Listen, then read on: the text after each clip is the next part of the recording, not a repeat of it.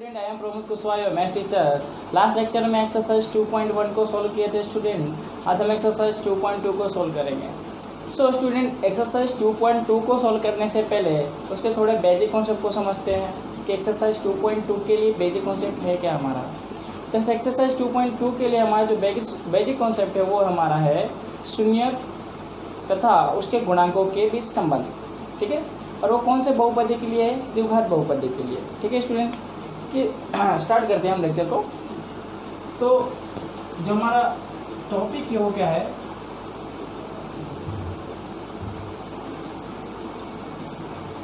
शून्य को तथा गुणांकों के बीच संबंध। ओके स्टूडेंट, तो शून्य को तथा उसके गुणांकों के बीच संबंध और कौन सा बहुपदी के लिए? तो द्विघात बहुपदी के लिए। ठीक है स्टूडेंट, नाउ हम जानते हैं कि द्विघात बहुपदी का जो प्रमाणित स्वरूप अर्थात सामान्य स्वरूप क्या होता है? तो पी ऑफ एक्स बराबर क्या होता है? X square plus b x plus क्या होता है? सी। ओके, सो इसमें ई जो है उसका रोल क्या है? तो ई क्या है हमारे पास? एक्स स्क्वायर का क्या है? गुणांक। ओके स्टूडेंट, नाउ बी की बात करते हैं। तो बी क्या है? तो बी जो है एक्स का क्या है? गुणांक। नाउ सी की बात करते हैं। तो सी हमारा क्या है? द्विघात बहुपदी में अचल पद। ओके, फिर से कि ए क्या है? एक्स स्क्वायर का गुणांक, बी क्या है?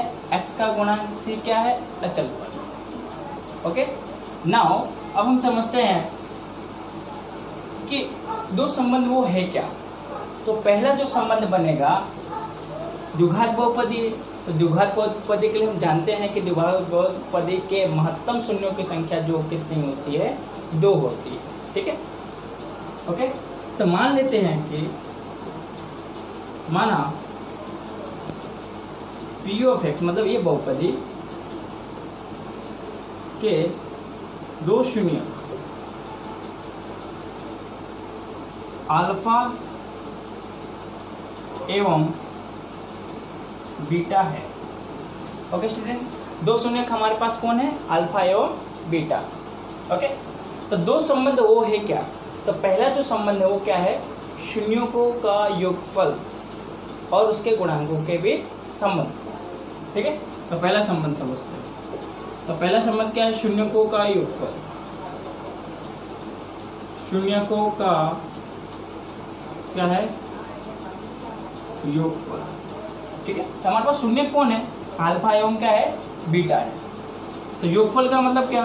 जोड़ देना, मतलब इन दोनों को क्या कर दोगे? जोड़ दोगे, अल्फा प्लस बीटा। ओके, तो इसका जो फॉर्मूला होता है स्टूडेंट वो क्या होता है? माइनस एक्स का सहगुणक। सहगुणक मतलब क्या? गुणांक। नेक्स्ट एक्स स्क्वायर का गुणांक। ठीक है, तो अल्फा प्लस बीटा के जो वैल्यू आ जाएगी वो क्या आ जाएगी? ठीक है, तो एक्स का गुणांक क्या है हमारे पास? एक्स का गुणांक देखो तो क्या है हमारे पास? बी है। तो मैं यहाँ क्या लिख दूंगा? B. Okay, now x square का गुणांक क्या है हमारे पास? ए है। तो मैं क्या लिख दूंगा? ए। तो हमारा जो फॉर्मूला बना वो क्या बना? अल्फा प्लस बीटा बराबर माइनस बी अपॉन ए। ओके, नाउ नेक्स्ट दूसरा जो संबंध है वो हमारे पास क्या है? शून्यों का योगफल, सॉरी शून्यों का गुणनफल क्या होता है? Alpha into beta. ठीक है, इसका जो फॉर्मूला है वो क्या है? अचल पद अपॉन में आ जाएगा एक्स स्क्वायर का सहगुणक। ठीक है, ओके, यहाँ पर क्या है? फिर से मैं इधर दिखाई नहीं दे रहा होगा। इसके बराबर जो फॉर्मूला बनेगा वो हमारे पास क्या आएगा, अचल पद बटे में आ जाएगा एक्स स्क्वायर का गुणा। ओके, तो हम देखते हैं कि अल्फा इंटू बीटा के जो वैल्यू मिलेगी वो हमारे पास क्या मिलेगी, अचल पद। तो अचल पद देखो तो यहाँ पर क्या है हमारे पास सी है, और एक्स स्क्वायर का जो गुणांक है वो हमारे पास क्या है ए। मतलब कि अल्फा इंटू बीटा की जो फॉर्मूला मिला हमारे पास क्या आया, सी अपॉन ए। ठीक है, नेक्स्ट कॉन्सेप्ट को देखते हैं। अभी हम घात बहुपदी के लिए देखें, अब हम त्रिघात बहुपदी के शून्य तथा उसके गुणांकों के बीच संबंध देखेंगे। ठीक है स्टूडेंट, तो शून्यकों का तथा गुणांकों के बीच संबंध कौन से बहुपदी के लिए, त्रिघात बहुपद।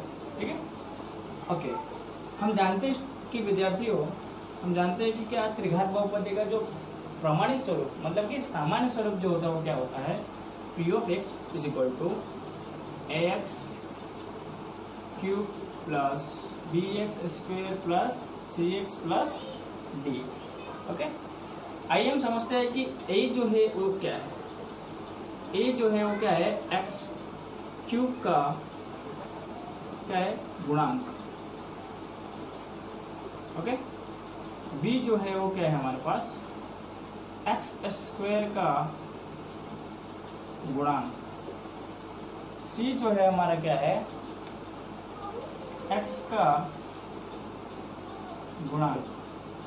और जो डी है हमारे पास क्या है, अचल पद।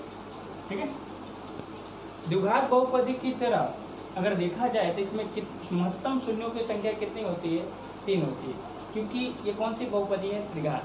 मतलब कि शॉर्टकट में आपको ध्यान क्या रखना है कि जितना बहुपदी में महत्तम घात होती है उतने उसकी शून्यों की क्या होती है, संख्या होती है। मतलब 3 घात मतलब शून्यों की संख्या कितनी, 3। 2 घात मतलब शून्यों की संख्या कितनी, 2। ओके, तो मान क्या लेते हैं हम कि माना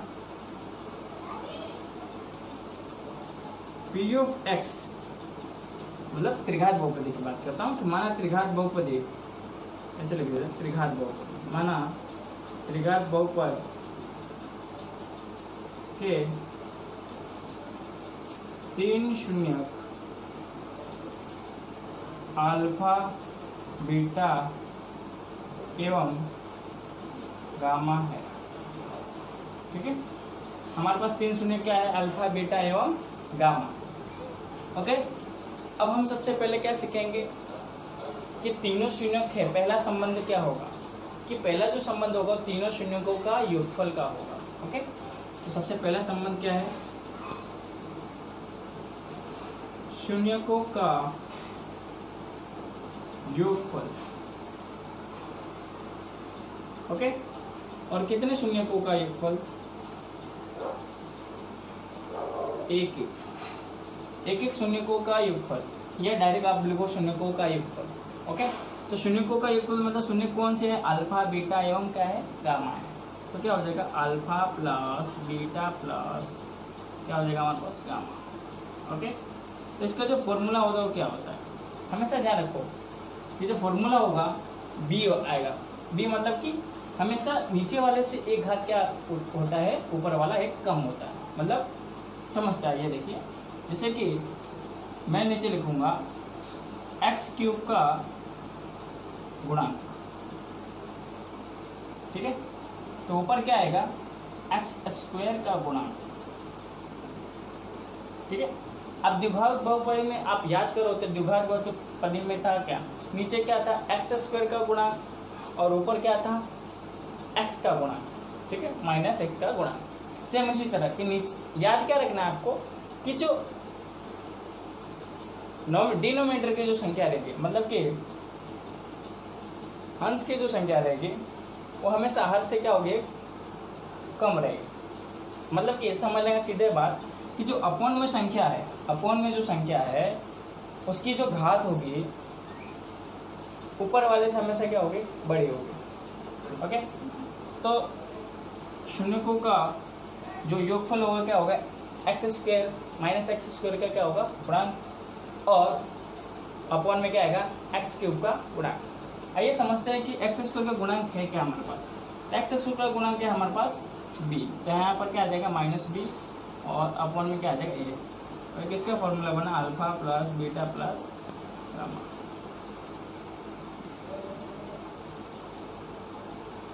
ओके, नाउ दूसरा संबंध हमारे पास क्या है, दो शून्यकों का योगफल।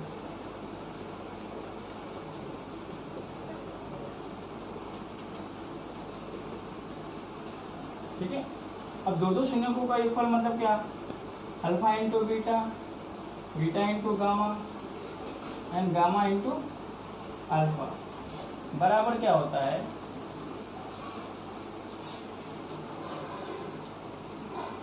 एक्स का गुणांक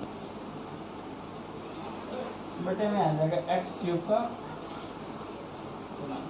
ठीक है स्टूडेंट, तो एक्स का जो गुणांक है वो क्या है हमारे पास, तो देखो एक्स का जो गुणांक है हमारे पास क्या है सी, और एक्स क्यूब का जो गुणांक है हमारे पास क्या है ए। ओके, तो हमारे पास फॉर्मूला क्या मिला, alpha into beta, beta into gamma and gamma into क्या हो जाएगा अल्फा। उसका जो फॉर्मूला क्या मिला हमारे पास सी अपॉन ए। ठीक है, अब हम समझते हैं कि तीसरा जो संबंध है वो क्या है। तीसरा जो संबंध हमारे पास है शून्यकों का गुणनफल।